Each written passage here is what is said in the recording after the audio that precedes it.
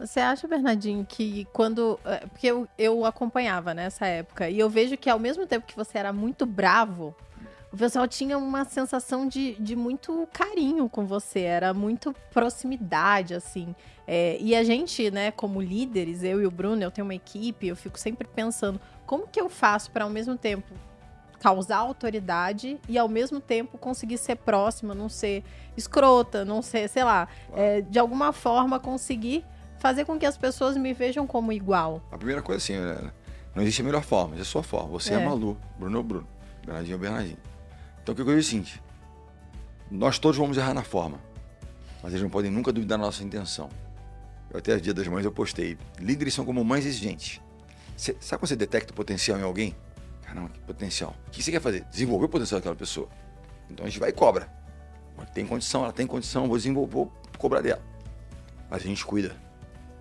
Então a pessoa tem que sentir isso, né? Cobram e cuidam. Eu acho que essas são questões assim, da liderança muito importantes. Você tal, mas ele sabe que você se ocupa, você cuida, você tem um cuidado, mas você cobra. E digo, a questão da cobrança é uma coisa...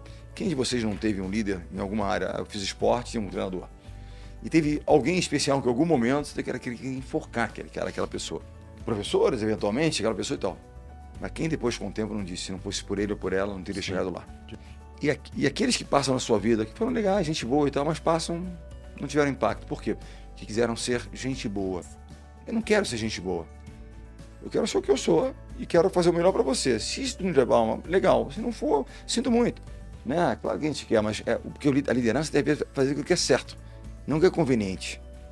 Muitas vezes a conveniência é assim, bom, tá, não, mas isso não é certo. Certo é isso. Mas é o que é.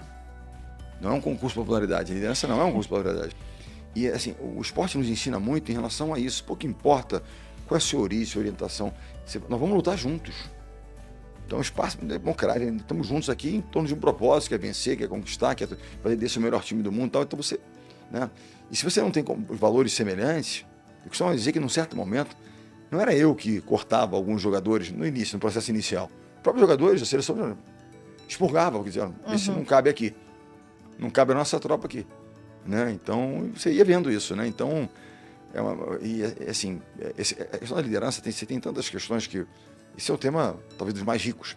Tem um documentário que é relativamente novo, chamado The Redeem Team, o time da redenção. O basquete americano perde a Olimpíada de 2004 e perde o Mundial seguinte. E Coach K, que é um treinador que foi de Duke durante muitos anos, Mike Krzyzewski, escreveu alguns livros também, grande líder, ele é de origem militar e fez West Point. Trabalhou em West Point como treinador. Então tem toda uma formação de liderança ali. Ele vai para Duke, um dos maiores campeões da história do basquetebol universitário, e ele leva de novo a seleção americana para o ouro, que é a mais talentosa, que tem, imagina, aquele turma todo, né, jogando Olimpíada, mas já perderam, e perderam o Mundial. O coach que é chamado para liderar um grupo. E ele traz de volta Kobe Bryant. E é muito interessante como é que o líder, pelo exemplo, tem apenas um spoiler desse, é um episódio só, espetacular.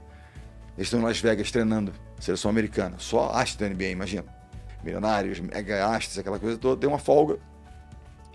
Las Vegas vão para os clubes. E aí, quando eles estão voltando, uma turma voltando, não sei se LeBron tá, mas tinha uma turma dessas, assim, Dwayne Wade e tal, voltando da balada, sei lá, 5 da manhã, foram se divertir, estavam de folga, por favor. Estão chegando, cruzam com quem na recepção? Kobe Bryant. Roupa de malhar, luvinha. Kobe, não, tô indo malhar e tal. E os caras são elevador meio constrangidos, né? O cara que é talvez do nosso principal, se não indo malhar, e nós chegando da noite. E disse que aquilo gerou um efeito dominó, que no final da semana, se era TV, a gente era um sábado, né? Sexta-feira seguinte, todos estavam malhando. No horário de Kobe Bryant. Como é que ele... E ele disse alguma coisa? Não, tô indo malhar. Foi malhar. Foi só o exemplo. Exemplo. Ponto. Tem nada que você vai dizer que vai inspirar mais do que você fizer. É verdade. Isso é clássico. E veja que não era só o treinador como líder, ele tinha outros líderes embaixo dele para construir um grande time, né? Esquece, se você não tiver... Eu falo desses que eu chamo de early adopters. Eu falei do Giovanni aqui, eu falo do Escadinho, eu falo do Bruno. São os líderes sem os quais não teriam chegado. Com certeza não. Aquela história, não é o general tal. Você tem ali uma função. E essas pessoas são... E outra coisa para você observar, até onde eu posso ir ou não. Observa esses que são os seus A1s. Se esse cara começar, atenção que está indo longe, está indo demais. Porque esse cara é o cara que não vai se lamentar por qualquer coisa. E se ele é mais quieto, menos participativo, alguma coisa está acontecendo. Talvez tenha hora de você também avaliar. Mas a gente erra. O importante é isso. Você fala, mas como é que você faz? Não. Mas elas jamais vão achar que você é uma escrota, como você falou, jamais. Eu acho que é uma louça que pegou pesado aqui. Pede desculpas. Mas foi mal. Você acha que quantas desculpas eu pedi? Porque na tentativa dele. Mas sempre na tentativa de fazer. Se eles duvidarem dessa tentativa, aí você perde a sua condição de líder. E até pensando em características, aqui ao longo do podcast várias foram saindo. Você falou, poxa, o líder ele se preocupa com as pessoas. Você deu o exemplo do Kobe Bryant, né? Ele é um cara que dá o exemplo.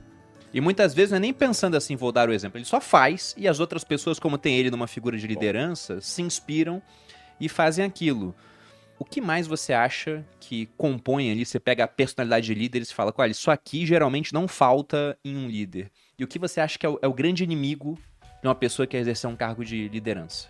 Sobre as virtudes, eu diria que as duas virtudes mães são coragem, que nada tem a ver com ausência de medo, é saber lidar com os seus medos e trabalhar aquilo, é a coragem de fazer aquilo que é certo em detrimento daquilo que é conveniente, é a coragem de tomar decisões que não são populares, mas que são necessárias.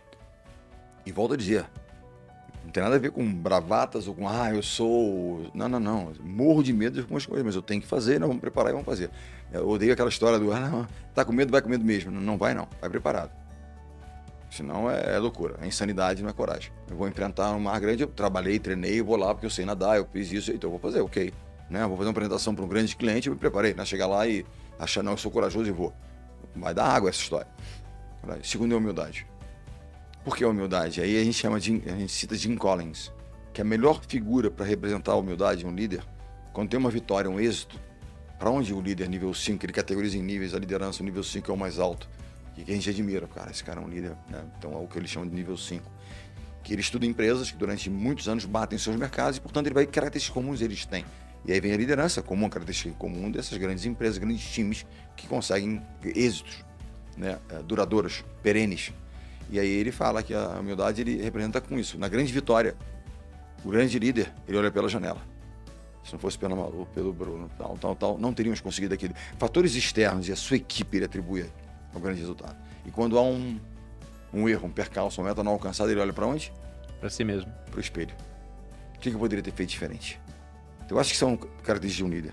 E o grande pecado capital é exatamente você, né, o seu ego, porque você né, cresce, é galgado, é promovido, ganha um crachá de liderança, que aí está muito entre aspas, e eu sou o cara. Se houve um erro, poxa, o Bruno não fez o que eu disse para ele fazer, então nós perdemos porque ele não fez. Esse é o anti-líder, então eu achei que são pecados capitais, esse é o maior de todos. E trabalhar a questão de lidar com os seus medos e aí, portanto, desenvolver a coragem. Porque eu pergunto sempre isso, uma vez até falando com o Joel lá atrás, né? Quantas vezes você teve uma decisão e você procrastinou, demitir alguém é difícil? Imagina cortar alguém ao invés de uma Olimpíada. Bom. O cara treinou 20 anos, a vida dele. A Olimpíada só daqui a 4. E ele não pode jogar em outra empresa, né? Não pode ir para lá. Né? Eu tenho que diminuir aqui a minha equipe, mas tem outras empresas, você recomenda, você vai... A seleção só tem uma. Acabou o sonho do cara. Alguém acabou com o sonho dele. Terrível. 6 ciclos olímpicos cortando gente. Acabando com sonhos. Mas tem que ser feito. Quantas vezes a gente procrastinou para tomar uma decisão? Fala para mim. Não. Aí depois quando você toma, você fala assim, porra, devia ter feito antes. Exatamente. Mas tudo isso é treinável. Não é que eu sofre até hoje. Sofro até hoje, eventualmente procrastino, mas eu tô atento. Tem que fazer. Tem que tomar decisões. Aquela história, né? A gente, de modo geral, se arrepende de não ter tomado a decisão. Né? Quando a gente sabe que fez, tentou. Então, eu acho que o grande pecado capital é esse. É quando o líder ele acha que ele é especial. Não existem pessoas especiais. Eventualmente fazemos algo especial. Caraca, uma medalha de ouro olímpica, cara, muito legal. Que não nos torna especiais. Dia seguinte você volta lá e começa tudo de novo. Não, você citou 2 características aqui que são chave. O Nassim Taleb, que é um autor que eu gosto bastante, ele fala que a coragem é a única virtude que não pode ser fingida. Eu pensei nisso quando ele falou. Você pode fingir um monte de coisa, um monte de virtudes. Agora, se você finge que tem coragem, você tem coragem de fato no final, porque você fez aquilo. Você fez aquilo no final das contas. Às vezes você está querendo enganar os seus medos fazendo ali. Você sabe que na final olímpica do Rio, aquela tensão foi dia 21 de agosto de 2016. Nós estávamos no vestiário, um dos nossos líderes, que era o Serginho Escadinha, criado em Pirituba, na periferia de São Paulo, e um líder pelo exemplo. Nenhuma formação de líder. Exemplo. A imagem que eu falo sempre isso, a imagem que eu tenho dele, quando ele entrava para jogar e treinar, ele entrava para jogar e treinar como se estivesse correndo atrás de um prato de comida. Literalmente, o voleibol dele é condição de transformar. Pessoas fazem o que fazem por dois motivos. Ele era sinistro. Necessidade ou paixão. Ele venceu pela necessidade. Eu fui pela paixão. Não é vontade, mas era paixão. Eu tinha uma condição. Legal, ok. Esse não, pela necessidade. Né? E ele então, eu estava no vestiário saindo assim, e ele vira e fala aquele jeitão malaco dele, assim, ele vira e fala assim, quem tá com medo da mão aqui? 15 pro lado deram a mão, tá todo mundo com medo. Mas entraram e fizeram o que tinham que fazer. A coragem de entrar o medo naquela situação de tensão numa final olímpica, porque é natural, lidar com aquilo aí, vai ter que fazer, né? Vai fazer uma apresentação, você não tá com receio, vai fazer alguma coisa que é realmente importante. Você tem. Você prepara, você vai e você enfrenta aquilo. Você faz o que tem que ser feito. E aí faz o seu melhor, né? Perdeu, mas muitas vezes é que tá querendo disfarçar, mas disfarçar assim, você querendo dar uma volta nos seus receios, nos seus medos, mas o medo tá ali. Tá ali. E o outro ponto que você citou, que é o livro do Jim Collins, né? Tem vários, mas o Empresas Feitas para Vencer tem aquela roda, né? O flywheel, né? Exatamente. E eu até pesquisei a imagem aqui no Google e é incrível o número de vezes que a palavra disciplina aparece lá, porque ele fala que tem que ter pessoas disciplinadas, pensamento disciplinado, ação disciplinada, e nisso, na ação disciplinada, tem que ser a cultura da disciplina. Ele fala do líder de nível 5 que você falou, e tem uma frase que ele usa no livro que eu adotei como algo pra vida, né? Que ele fala, primeiro quem, depois o quê, na hora de compor uma equipe. Sempre. Primeiro quem. Eu digo o seguinte, quando eu assumo, eu falo assim, quem? Quem são as pessoas? Por isso que eu falei, será que são os melhores ou são os certos? Quem? Segundo, o quê? O que significa? Qual estratégia nós vamos utilizar? A execução disciplinada. Porque tem assim, quem? Ok. Aí nós queremos chegar lá. Então, como? O que a gente tem que fazer no dia a dia? Aí tem execução, que é disciplina. Planejamento e cumprir disciplinadamente aquilo. Então, quando eu falo que motivação é um tema importante, mas o tema mais importante é disciplina. Porque nem todo dia você vai estar... A motivação é uma coisa de meio de... Porra, hoje uma coisa é legal. Porra, tô tossindo, tô não sei o que, tá, porra, tem que fazer, não. Mas você vai e faz. Você vai e faz. Hoje eu não tô com vontade. E aquilo te dá. Você dá aquela ticada da primeira, vem a segunda, te alimenta. Você treina a disciplina. O meu trigger de disciplina, quando esse C2 vai vir pra cá, mas acordar as meninas, tal. Meu trigger de disciplina é arrumar a cama de manhã todos os dias. É o primeiro.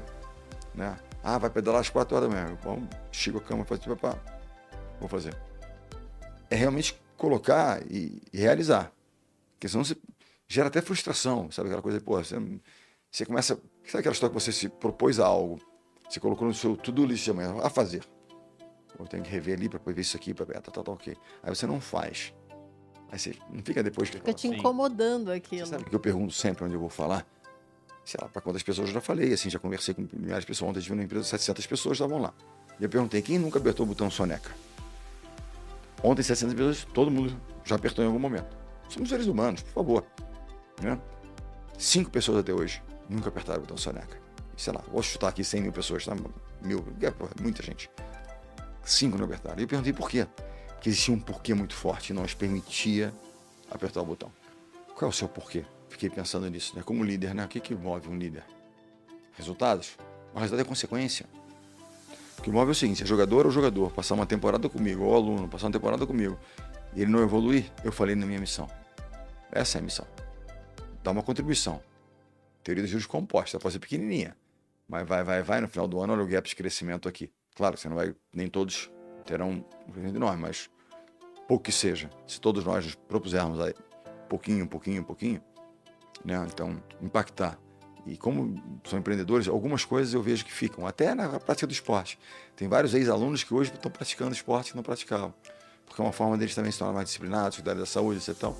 Eu acho que um dos grandes diferenciais de um líder, agora você falou, acho que desbloqueou aqui na minha cabeça o que eu estava pensando.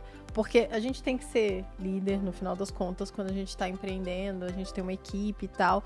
E eu vejo que muitas vezes as pessoas têm um senso de, eu fui lá, investi nesse meu colaborador e ele foi embora, ou ele não evoluiu e tal. E tem um senso de, talvez, não sei qual é a palavra, altruísmo, de, tipo, fazer com que a pessoa evolua e você consiga...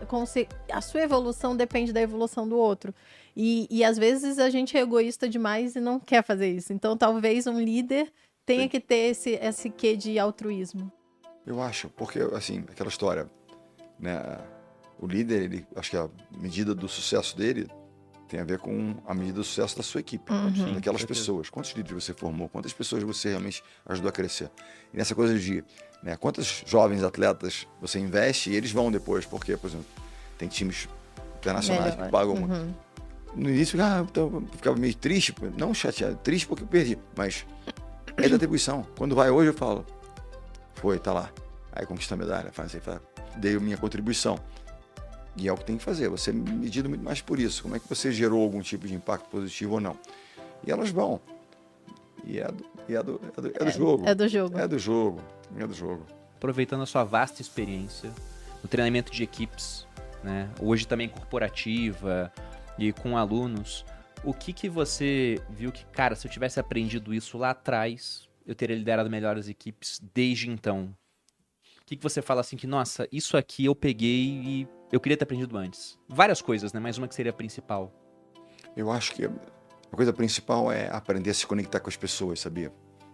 Sabe, assim, porque no passado era, né, comando e controle, né? Em crise, comando e controle continua funcionando muito bem, mas não é a forma de liderar, a melhor forma de liderar. E isso eu fui aprendendo com o tempo. Então, em 2016, por exemplo, em 2015, meu filho me interpelou sobre né, porque, poxa vida, você é um líder que tem uma série de grandes resultados. Chega um jovem, você pensa, eles vão se adequar a mim, na verdade. Essa seria, digamos, um pensamento natural. Mas não é assim. São jovens diferentes, são pessoas diferentes, você tem que ajustar aquilo. Os valores e princípios são os mesmos, mas a forma é diferente muitas vezes, né? E eu diria para você, eu consegui, sabe, melhorar nisso. Eu poderia ter feito melhor lá atrás se eu tivesse entendido que isso era muito mais importante do que eu imaginava que fosse. Vambora, eles vinham, porque como eu dava o exemplo, eles vinham. Né? Mas é entender que essa conexão ela é importante, porque você, ao se conectar, você consegue, talvez, alguns eu extrair mais, outros sair menos, talvez eu tivesse conseguido extrair mais de algumas pessoas que de repente não me conectei tanto, entendeu? E isso é uma coisa que eu aprendi recentemente. Até eu conto um exemplo de uma empresa, estão fazendo entrevista com algumas pessoas que tenham saído, né? Tem muita rotatividade, jovens hoje, tem menos essa coisa, eu quero ficar aqui anos, não, tem, e ok, é uma característica, eu não estou aqui dizendo que é bom, é ruim, e até porque a gente fala, eu, o Babu e o Baza fala muito sobre isso, né? Como é que a gente vai reter as pessoas? Reter é horrível, né? O teu termo é ruim, né? Como é que você renova o interesse das pessoas em permanecer aqui? A Netflix, ela retém ou renova o seu interesse? Se não for bom, é Prime, o outro, e é isso aí. Como é que você renova, né? Poxa, como é que a gente retém as pessoas aqui? Se os assuntos não forem legais, como é que a gente renova o interesse das pessoas estarem, né, conosco aqui? Então, essa era uma questão de trabalhar isso. E aí, fazer essa entrevista com pessoas que tinham saído, empresa que eu trabalho, assim, eu trabalho junto. Essa nova pessoa veio de cultura, de gente, quero dar uma entender um pouquinho por que elas saíram, né? Por que aquelas pessoas não vingaram, o que é que seja. E uma jovem profissional, uma colaboradora, que tinha um potencial enorme para ser líder. Ela estava assim na fila de promoção. Ela pediu demissão. E aí, ao entrevistá-la, conversar com ela, essa pessoa, ela fala, não, eu estava com medo de ser mandada embora. Aí você fala, teve uma desconexão, comunicação aqui. Faltou comunicação. Total. Por quê? Porque ela estava sob pressão, porque as pessoas davam a ela a responsabilidade para acreditar muito nela, e de repente deram um osso muito grande pela rua que ela não tinha ainda condições, né? E aí ela pede demissão. E eu aprendi uma coisa, porque eu tive uma jogadora que teve uma questão de saúde emocional, e ela teve que ser internada, mas está ótima, graças a Deus, maravilhosa. Ela jogou conosco uma temporada, uma graça, jovem e tal, e a gente ganhou o Campeonato Carioca. Ela joga muito bem, lá no Rio e tal, nesse final tal, ganhou muito bem. E aí no início da Superliga, que é o Campeonato Nacional, eu botei ela como titular. Você imagina o seguinte, você está trabalhando comigo, você reserva, promovo você titular, você fala, caramba, uau, deveria ser o quê? Motivador. E aí ela, sentiu a pressão. Ela teve um boost de ansiedade, etc. Tal. Aí você veja, a minha falta de conhecimento. Aquilo para mim era uma, uau, se tornou arrasei, mandei ela. E ela promovi. na live, eu achei que foi super agradecimento, como a gente tratou, como é que a gente fez, tava falando. Ela falou, quando eles me promoveram a titular, eu dei uma surtada. Tem tanta coisa nova que eu tô aprendendo. Eu só queria salientar uma coisa que é um aprendizado que eu tive, que você falou muito sobre isso, mas de forma subentendida, que eu acho que não sei se ficou claro para as pessoas, que eu acho que é uma coisa bem legal. A gente falou sobre ficar feliz quando recebe o título agora e tudo mais. E você falou, né, de estar sempre trabalhando para melhorar, e tem as críticas. E uma coisa que eu aprendi na internet, que eu ouvi pessoas que se deram muito bem na internet e que elas lidam bem assim, é que elas levam tanto as críticas quanto os ganhos um pouco na mesma medida. Então, elas não se afetam tanto com o que os elogios, as coisas muito boas que acontecem, né? A gente venceu, a gente ganhou o título e tal. Elas ficam felizes, obviamente, mas elas não se afetam, não levam aquilo. Agora eu sou a melhor pessoa do mundo, agora eu já conquistei. Elas continuam ali pensando, não, ainda tem mais a conquistar. E quando as críticas vêm, elas não levam isso pro coração do tipo, nossa, eu sou a pior pessoa do mundo, né? Essa pessoa falou, então é real. A frase que eu usava assim, né? Não se iluda achando que você é a melhor pessoa, o melhor profissional do mundo quando a vitória vier e as críticas, né, positivas vierem. Assim como não se deprima, achando que você é o pior do mundo, quando eles querem fazer você acreditar quando você perde. E no esporte é muito isso. Ganhou, você é o Midas, perdeu, não, Bernardinho destemperado, aquele tamanho, não vai conseguir nada assim. Você não é uma coisa nem a outra. Você tem qualidade, tem defeitos. E uma das grandes fontes de motivação é o sentimento do crescimento. Você fala, quando a gente melhora e cresce, você não sente, caramba, estou dominando um pouco mais esse assunto. Caramba, estou liderando melhor a minha equipe. Isso é tão motivante, essa sensação de crescimento. E para isso é se preparar, estudar, se capacitar, buscar coisas. Então, sempre que as pessoas se deprimem demais com algum tipo de crítica, eu fico pensando, essa pessoa certamente está levando muito a sério os elogios. Também. E a gente tem que tentar equilibrar isso, porque as pessoas que estão ali conversando, falando, elas geralmente não sabem toda a sua história, elas não sabem toda a caminhada. Então não dá para você avaliar pelo que ela disse de você. Você tem que avaliar pelo que você de fato sabe que existe. Você se impacta muito, acho que o ego tá muito presente aí. Com certeza. Você é uma crítica. Não, tá dando muito valor para a opinião dos outros, né? Exato. Isso que tá acontecendo. Exatamente.